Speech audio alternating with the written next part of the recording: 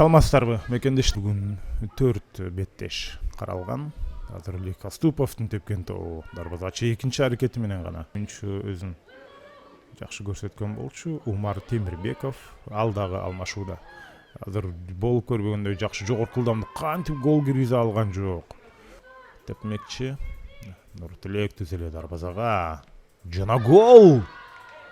Ошентип Бишкек алгачкы голун бүгүнкү оюнда жаратты. Бул голдун автору 17 номердеги Надир Абдырахмановду кошкон эле. Кезектеги жекеме-жеке жана дагы бир гол.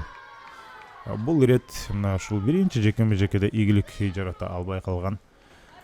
Ушул 19 номерасынын курамында ой кандай сонун жүрүшкө берилген топ. Кезектеги жекеме-жеке бул ирет буттардын арасынан гана ой эмнечи оюнчудан тосмо койгон жана арттагысы түптүз дарбазачынын өзүнө барып калды эле, бирок гол аягында баары бир гол жаратып кетти. Алгач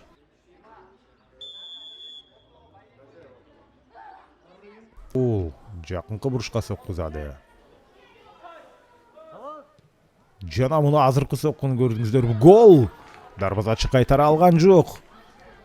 Сокку ушунчалык кубаттуу болгондуктан карабастан бул жакта чабуулду улантып атышат. Жана гол, албетте гол. Ошентип Эрбол Адилетовдун ордуна кирген Ырыскелди Акматов ал дагы чоң катачылык кетирди. Экинчиси доскол кылып калды Абдулазиз Зарипбеков.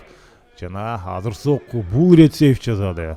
Бул ирет өтө канаттан сонун жекеме-жеке. Офсайд жок. Жок, эреже нарын командасынын мүмкүн алгачкы голу. Гол! Өтө татаал гол.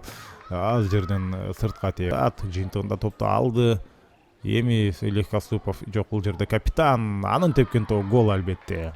Амангелди Асанбеков. Ошентип ал 6-чы гол.